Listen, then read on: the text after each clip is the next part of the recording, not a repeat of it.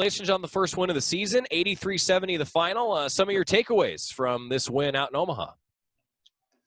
Well, LJ Figueroa is a heck of a player.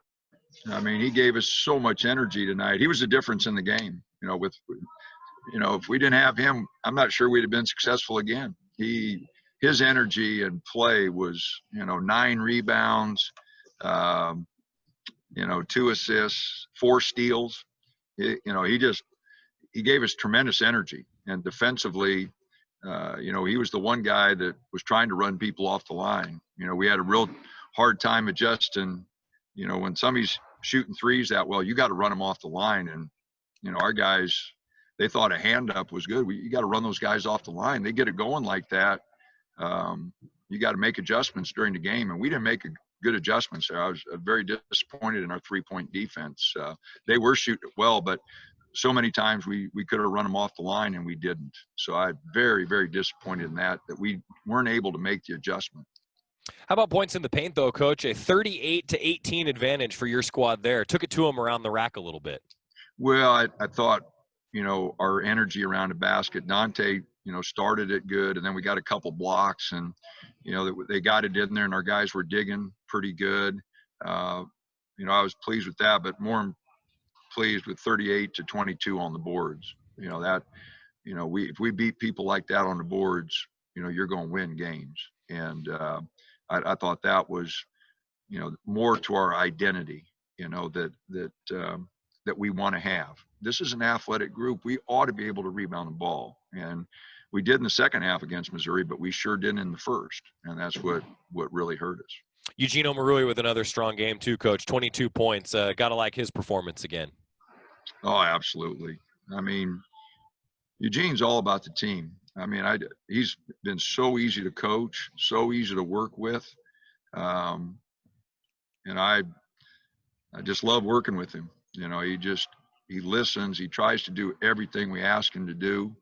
When he doesn't do something and you bark at him a little bit, he knows it and he's ready to adjust. He's going to have a tremendous year if he keeps working like he works every day in practice, because his confidence and his teammates' confidence in him will continue to grow. And when you have that situation where your teammates have confidence and you have confidence because you worked your tail off, you put yourself in a position to be a consistent performer. And he was by far, this week, he was 2 really good games. All right, Coach, thanks for spending a few minutes with us. We'll let you get to the rest of the media, and we'll catch up with you here soon as you guys travel back to Eugene safe. Safe travels, Coach, and thanks for the time. All righty, thanks. Dane Altman, head coach, Oregon men's basketball. Congrats on the win, Coach. We're going to start with chat with Matt us, and Green we'll talk a little bit more on the post-game show, go through some more of those numbers. Dan, do you feel like this team just played significantly harder on defense, just overall as a unit than Wednesday? And was that kind of a message after that game against Missouri? Well, I thought we played hard trying to come back in the second half. Like I said, we out-rebounded Missouri in the second half the other night by 10, so I thought we played hard there. But, again, LJ, gave us a lot of that, Matt. I mean, having that extra person to rotate in, I just thought he did a tremendous job. So, I thought our guys played really hard the second half against Missouri. When I watched the game, late that night, I said, God, we played hard, but we just every time we make a run, we give them an easy basket and, weren't connected defensively and had some really bad possessions offensively. So, when you dig yourself a hole like we did the first half, against a good experienced team that Missouri is, you're asking for trouble. James Crepea, Oregonian. And obviously good performances from Eugene and LJ, like you point out. How much beyond being competitors and wanting to win anytime they play, did this particular matchup mean something to a guy who played at Rutgers and a guy who played at St. John's and had losing records against Seton Hall, entering tonight?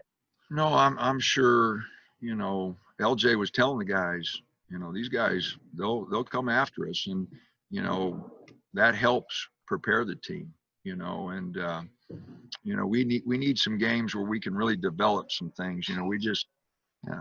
those games that we didn't have last week, really hurt us because there's so many things we need to work on and develop against somebody else.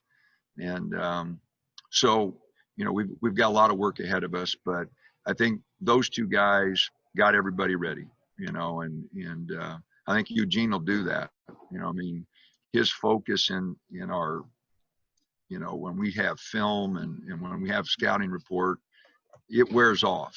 Dylan Brooks he's the best probably that I've ever had, just making everybody lock in on the scouting report because he was locked in. And Eugene's having that same effect on a lot of guys. He's locked in, and it just makes everybody, get more focused and locked in. So I'm hoping that they'll accept his leadership. Part of leadership is guys willing, to listen. And Eugene's earned that, through his work and what he's accomplished at Rutgers and here. He's earned that. And, I hope the guys will continue to listen to what he's got to say because he's all about the team. Chris Hansen, register guard. Yeah, Dana, you had a real balanced scoring effort tonight. It seems like everybody scored. Most scored more than one basket and 17 assists. Did you like the offensive effort that you got from everybody tonight? I thought it was better. Thought the ball movement at times was better. I thought we looked for guys a little bit better. Again, disappointed with some weak turnovers, and we've got to get our execution much sharper. But no, we shot 44% or 53% from the field and 42% from the 3-point line. So you'll always take that. A little disappointed in our free throw shooting, especially to start the game. I think we missed our first 4, but Eric hit some down the stretch, and we were able to put them away. But I thought offensively we did play better. Part of that was Jalen and Amari hitting some shots. The other night they both were a little cold, 0 for 4 and 1 for 4. So we went 1 for 8 from the point guard position the other day, and tonight we go 7 for 12. So just their offensive output, was much better than it was the other night. Jerry Thompson, Ducks Illustrated. Yeah, I was just going to ask you about how impressive Jalen Terry was tonight. Just not only his 3 3-pointers, but way under control for the most part. And is that kind of what should be expecting now all the time? Well, Jerry, he's a good player. I mean, he was a very good player in Flint, and, top 75, top 100, whatever he was. He's a good player and got really good instincts, good quickness. Like I said, we wanted to get some quickness back at the guard spot, and he and Amari going to have a big challenge here the next 6 weeks. And running the show, not turning it over, getting the ball to the right people. And I thought Amari played really good. A little disappointed in his turnovers. Just an extra dribble led to a couple turnovers where I thought the ball should have got out of his hands. But he went 4 for 5 and really tried to make some plays. He had 3 assists. So I thought both of those guys made a big jump from the first game to this game. Matt Preem.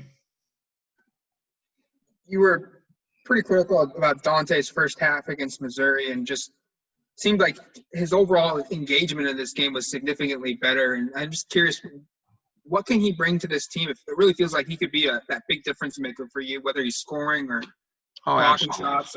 Absolutely. He's got to get in better shape, and he's got to play harder for whatever stretches we put him in there for. But don't ever question his talent. It's there. We got to get him in better shape, and we got to take care of his knees because he's still growing. The reason he's got problems with his knees, I believe, is he's 19-year-old and he's still growing, and he does have some pain in there. But we're going to have to manage that. But we're going to have to get him to play. My goal right now is 20 minutes hard, and then that can grow. But right now, I want him playing 20 minutes hard, and I thought he did a much better job. He's 3 for 4 tonight. 6 rebounds, some really good offensive rebounds for us, 2 block shots. I thought he did some good things. Eric Olson, Associated Press. Hey, Dana, welcome back to Omaha. Hey, I was going to ask you a little bit about how you guys shut down Sandro, and I'll never pronounce his last name right, but you know who I'm talking about. He only took 7 shots and really didn't do much until the very end. What was the plan on him, and could you comment on how you guys accomplished that? Well, he came in getting 22 a game, and our goal was to keep the ball out of his hands as much as possible. When he was picking on the ball, we were switching and trying to deny it back to him. There's no doubt he's the guy that stirs the drink for them. 21.7, whatever he came in, and he shoots his efficiency numbers. Got a really good feel for the game. I think when they win games this year, it's because he's going to be able to take them over. They run everything through him. So that's all we talked about the last 2 days is, we're not going to let him get as many looks as he's been getting. Whatever we got to do to keep the ball out of his hands. We forgot about some of the other guys, and I didn't like some of the adjustments we made during the game, but we did do a very good job on him. He's a really good player, really good feel.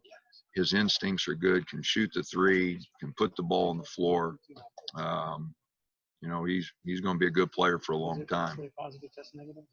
James? Dan, I just wanted to see what's next here because Nebraska lost the game on Sunday. They're obviously not a very big ride down the road. Colorado Wazoo just fell off the schedule because Wazoo's got problems, so Colorado's on the way back potentially. Are you dead set on coming back to Eugene, or is there a possibility of another game or two before returning? We are going back tonight. We start finals on Monday. We got a couple guys got to get some things adjusted there, but we're going to try to play some games next week, James. But if we have to meet somebody somewhere, I don't know. I don't know if we can. We've got to get back, but to answer your question, we're going back tonight. We're going back tonight. Chris I Hansen. tell you what, going on the road is not any fun this year. I didn't even leave my hotel room. I ate whatever meals we had from plastic containers. Didn't have any vegetables, didn't have a salad. They bring you, pasta, and, didn't eat very well the last 4 days. And I'm back here with my family. I'd like to see, some people, and drove down to Wilbur and seen my dad, and you just can't do that. I'm asking the team to sacrifice and not see anybody and stay with the group.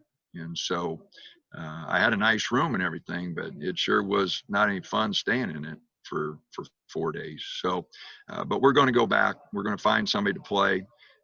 We need to work on so many things, but finding games is hard. And because we have a long distance to go, and we just don't have a lot of Division I schools around us.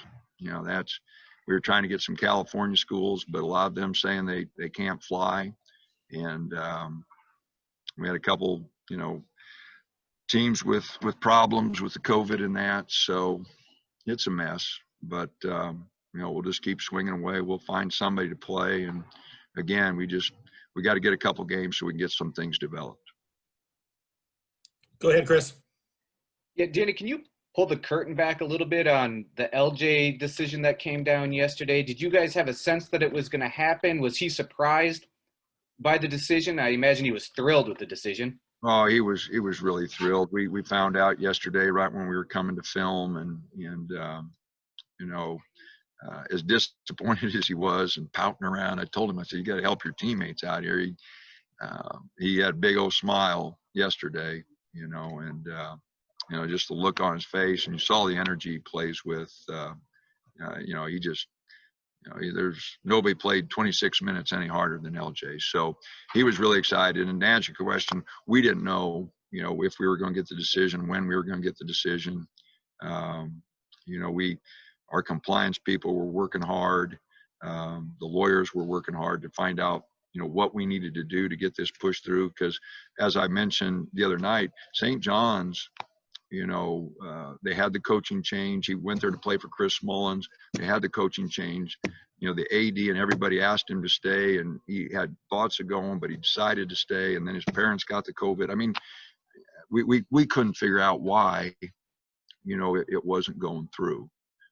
But I'm very happy that it did. I'm very happy for LJ. I'm happy for the team. Obviously, you saw how good he is. But to see him, the last few weeks, every day, coach, we gain word, coach, we gain word, and to see the look on his face was tough. And then to see him so happy yesterday and see him energized was good. Kate Rogerson, KZI. Coach, I was curious if having this, I guess, kind of unusual regular season, having space between games on top of the students your student athletes having a regular schedule when it comes to schoolwork, does that give you an advantage or maybe a bit more time to prep and work on things where a normal season you couldn't do? It hasn't much. The guys are doing everything online. And so, they still have classes all morning.